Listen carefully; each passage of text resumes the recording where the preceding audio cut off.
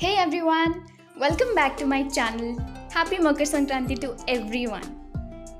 आज है थर्सडे पर ये व्लॉग है ट्यूसडे का और इस व्लॉग में हम देखने वाले हैं भोगी सेलिब्रेशन. बाय द वे, अगर कोई ये सोच रहा है कि भोगी क्या होता है, ये है पोंगल.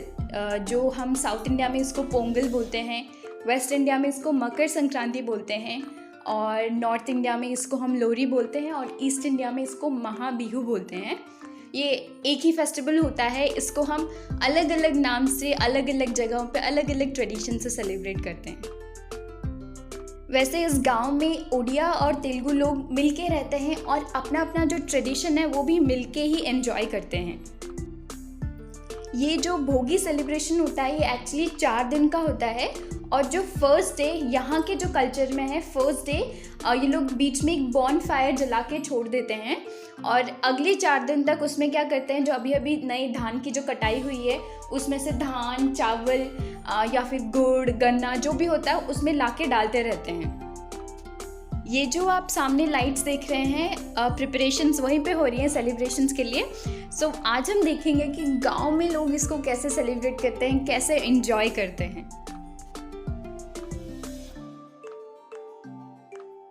यहाँ पे आप जितने भी लोगों को देख पा रहे हैं वो सब किसान हैं और उनके लिए ये फेस्टिवल बहुत मायने रखता है. सो इसीलिए वो लोग इसको बहुत धूमधाम से मनाते हैं. अभी सिर्फ 7 ही बजे हैं और इनका जो प्रोग्राम है वो शुरू होगा 9 साढ़े 9 बजे. लेकिन फिर भी आप देख सकते हैं कि बच्चे ऑलरेडी इतने एक्साइटेड है कि तैयार होके बैठे हुए हैं. लड़कियों ने लहंगा चोली पहना है और जो लड़के हैं स्पेशली उन्होंने अपना ट्रेडिशनल धोती और शर्ट पहना है.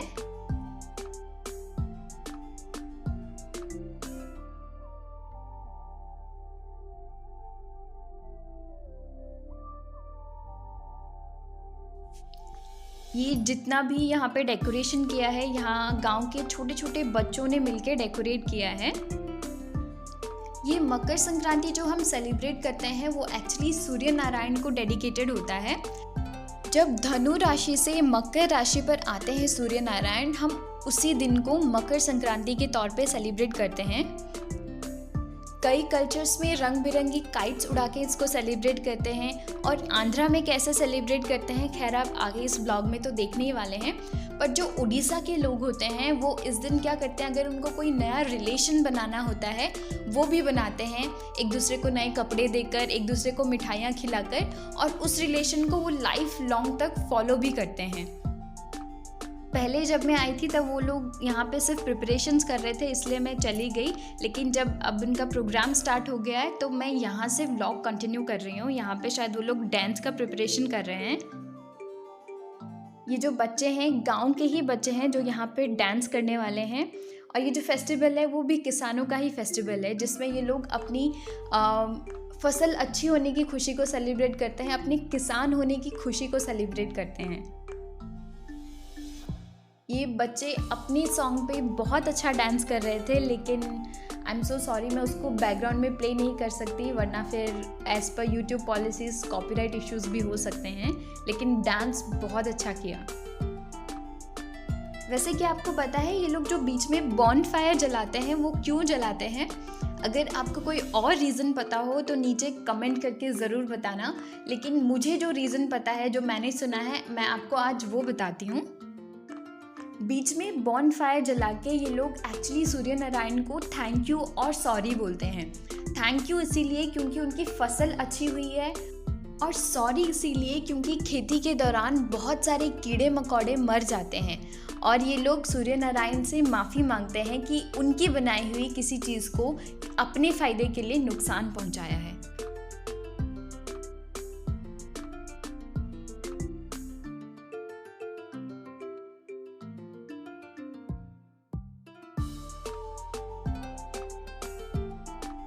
आप देख सकते हैं कितनी खुशी से सेलिब्रेट कर रहे हैं इस फेस्टिवल को ये लोग. छोटे बच्चे से लेके बड़े बुजुर्ग तक सब एंजॉय कर रहे हैं.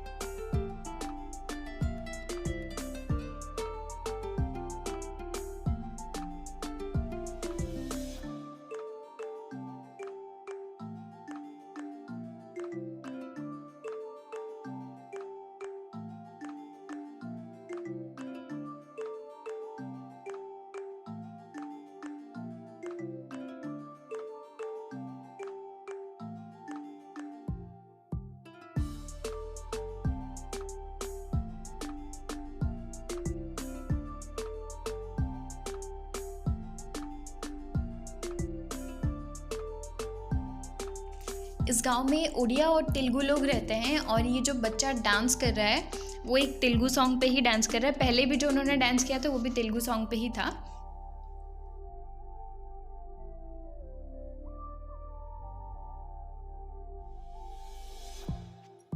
ये जो फेस्टिवल हम सेलिब्रेट करते हैं पूरे इंडिया में, भले ही हम अलग अलग नामों से, अलग अलग ट्रेडिशंस, अलग अलग कल्चर से हम इसको सेलिब्रेट करते हैं, लेकिन त्योहार एक ही होता है। तो इससे हमें ये पता चलता है कि हमारे देश में एग्रीकल्चर का क्या इम्पोर्टेंस है और किसानों की क्या अहमियत है। एक बार को इमेजिन कीजिए, अगर किसान ही ना हो तो हमारा क्या होगा, हम खाएंगे क्या। अभी तो किसान खेती करते हैं, उसके बावजूद हमें यह सुनने को मिलता है कि मार्केट में प्लास्टिक के चावल आ रहे हैं और पता नहीं क्या क्या हाइब्रिड इंजेक्शन से बड़ा करके आपको फ्रूट्स दे रहे हैं, वेजिटेबल्स दे रहे हैं। और अगर किसान ही ना हो तो हमारा क्या होगा। ये मेरे पापा हैं, he is retired from army, और अभी ये लोगों के बीच में, अभी जब ये लोग सेलिब्रेट कर रहे थे तो उनके बीच में ये लोगों को वही सब चीज़ें बोल रहे थे जो मैंने अभी आपको पूरे इस व्लॉग में बोला है।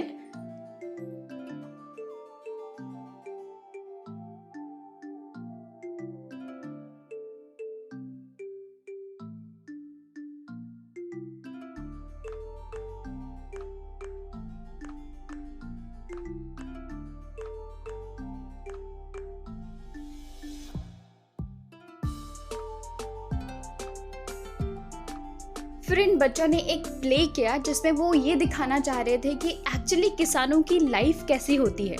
ये लोग वही हैं जो हम लोगों का पेट भरने के लिए दिन रात मेहनत करते हैं, लेकिन इनकी हालत इतनी ख़राब होती है कि अपनी ही फैमिली का पेट नहीं भर पाते हैं। कईयों की फाइनेंशियल कंडीशन इतनी ख़राब होती है कि अपने बच्चों को वो लोग हायर एजुकेशन तक नहीं दे पाते हैं, और कई लोग कर्जे की वजह से सुसाइड अटेम्प्ट कर लेते हैं।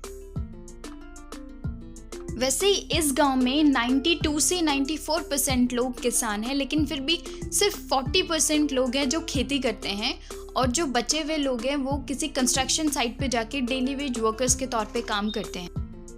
अगर किसानों की हालत यही रही तो वो दिन दूर नहीं जब लोग खेती करने से भी डरेंगे। फिर सोचिए हम लोग खाएंगे क्या। पिज्ज़ा, बर्गर, उसके लिए भी थोड़ी बहुत तो सब्जियां चाहिए। जोक्स अपार्ट, लेकिन ये बच्चे जो सामने एक्ट कर रहे हैं वो बहुत सीरियस एक्ट था।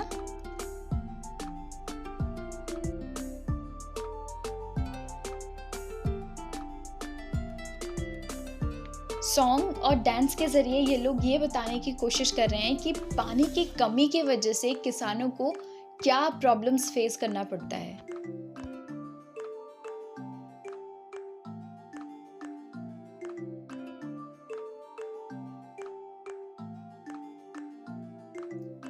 बहुत ध्यान से ये लोग सब उस एक्ट को देख रहे हैं, क्योंकि सब किसान हैं और शायद कहीं ना कहीं ये लोग खुद को उस चीज़ से रिलेट कर पा रहे हैं अभी।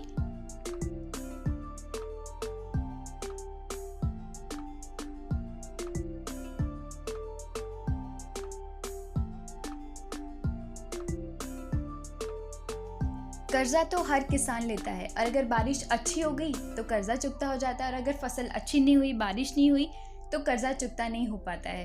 तो उसके चलते कई लोग सुसाइड कर लेते हैं, जो यहाँ पे वही दिखाने की कोशिश कर रहे थे, लेकिन ये बच्चा बीच में उठ गया और इतने सीरियस एक्ट के बीच में कॉमेडी हो गया।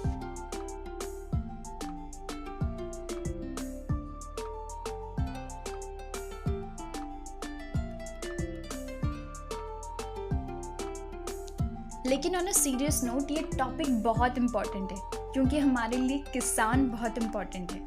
हमें किसानों के खेतों में तो पानी चाहिए, पर उनकी आंखों से पानी नहीं चाहिए। आई गेस आप लोग सब मेरी इस बात से अग्री करते हैं, और अगर अग्री करते हैं तो please hit the like button. और अगर आपने अभी तक मेरे चैनल को सब्सक्राइब नहीं किया तो प्लीज़ इस बार ज़रूर कर देना।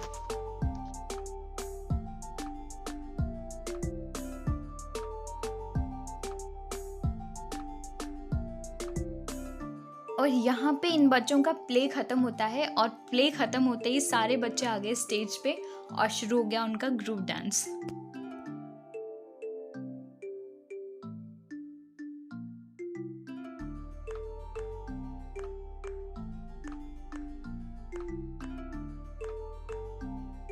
और ये जस्ट बॉनफायर जलाने से पहले इन बच्चों ने उसके चारों तरफ डांस किया, उसके बाद वे फाइनली उसको जला दिया। अब अगले 2 दिन तक क्या होगा, ये जलता रहेगा बॉनफायर, और इसमें लोग अपने हिसाब से जो नया धान होता है वो डालेंगे, कोई गन्ने फ्रूट्स जो भी है वो डाल सकते हैं, या फिर गुड़ हो गया, गुड़ डालेंगे, या फिर जो गोबर के कंडे होते हैं ना वो भी लाके डालते हैं इस पर।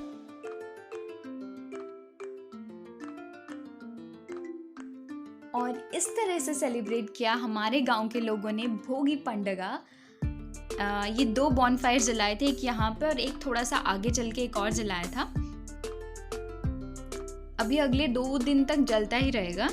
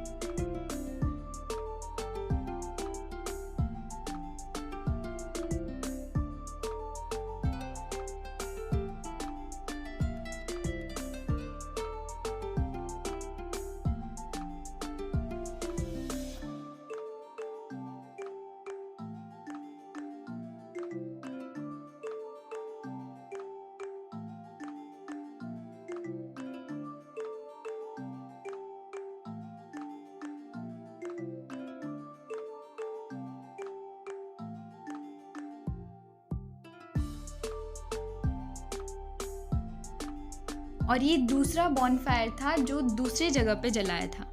सो गाइस, बस आज के लिए इतना ही, एंड आई होप आपको आज का ये व्लॉग अच्छा लगा, और अच्छा लगा तो please do not forget to like, share and subscribe. Thank you so much for watching.